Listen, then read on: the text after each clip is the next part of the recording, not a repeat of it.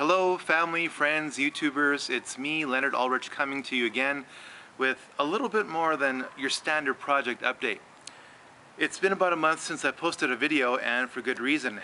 You see, last week, early August, I had a heart attack. You heard me right, I had a heart attack. Very quickly, it all started last weekend when I was out cycling on my way from the city after work to the lake. I felt kind of stiff in my chest when I was on my bike. Wanted to bang off 20K very quickly, but I just attributed that to being out of shape and a little bit older. And after the workout, I got in the van and headed on my merry way. And about 15 minutes into my drive, about a 1-hour drive to the lake, I realized, you know what? My heart's not slowing down. About 5 minutes after that, I realized, why do I feel achy in the chest? This is another sign. And about 2 minutes after that, I asked myself, why do I feel kind of cold in the chest? This is kind of bizarre. About 1 minute after that, I realized, man, I'm feeling kind of pasty and kind of nauseous. And it was at that point I realized, you're having all the signs and symptoms of a heart attack. At that point I realized, okay, don't panic, just keep on going. And the good news is, and there's plenty of good news items in this posting, that I was 2 minutes from a small town hospital called Beausejour Hospital on my way out to the lake. So the good news is that I literally stumbled into the emergency room, and I explained to the paramedics and the nurse there on staff, I said, I think I'm having a heart attack. And they took one look at me, got me in the wheelchair, got me in the bed, pumped me up with nitro, hooked me up to the EKG, and it started injecting me, and sure enough, I had a mild heart attack. I need a second round of surgery. I went in for an angiogram on Tuesday, and the days have kind of merged together, and that was supposed to lead to a angioplasty, where they stick a little balloon inside me in one of my arteries and inflate that to clear out a clog. But that was unsuccessful because there's a 95 to 99% blockage in my heart. So in about 6 to 8 weeks from now, sometime in September, I am due for another surgery, and this time they're going to literally rotor-rooter my heart out. And there's about a 2% failure possibility. I'm not really concerned about that, but I do need that surgery in order to get on with life. And I just really covet your prayers. My family and friends have been just spectacular, covering me in prayer. I could literally feel that in the hospital bed, and you know what? That's something that you can't put a price on. The bottom line is, God is good. He made me aware that I had all the signs and symptoms of a heart attack.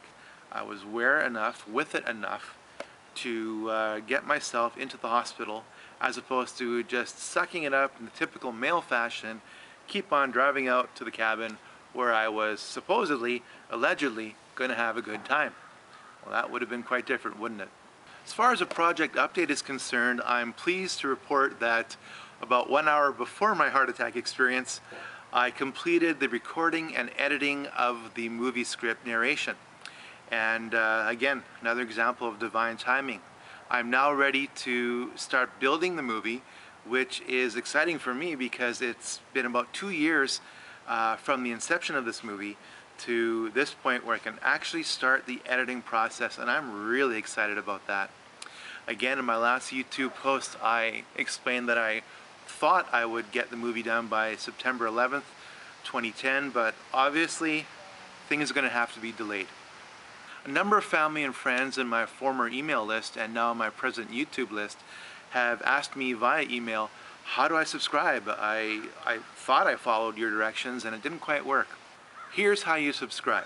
First of all, go to YouTube, type in Leonard Ulrich in the YouTube search engine.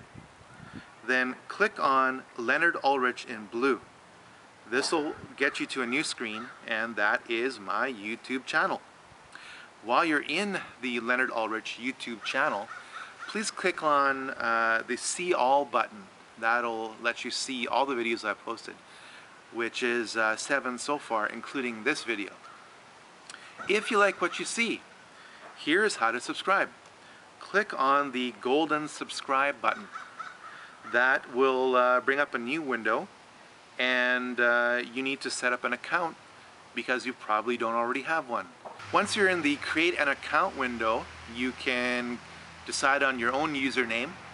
You can call it whatever you want.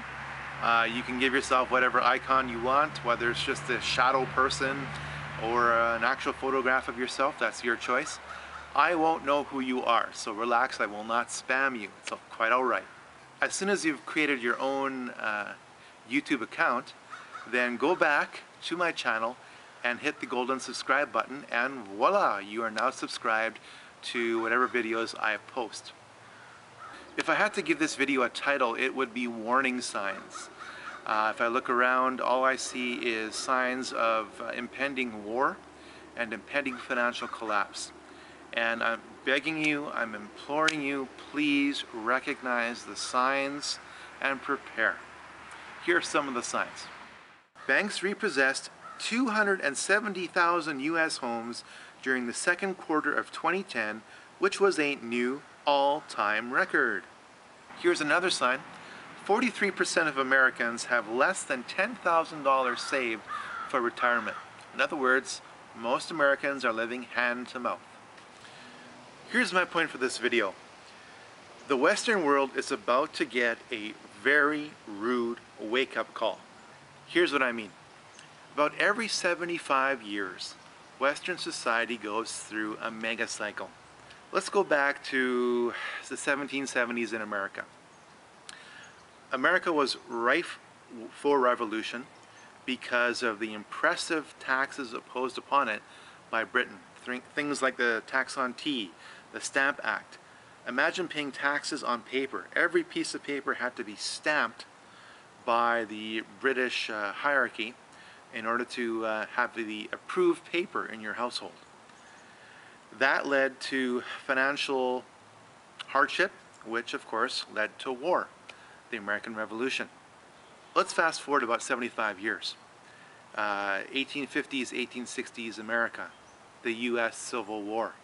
I won't go into it now, but the fact is that the Rothschilds had their designs set on America, and in the 1850s, the pre-U.S. Civil War period was a calculated time for U.S. financial oppression, which of course led to the U.S. Civil War.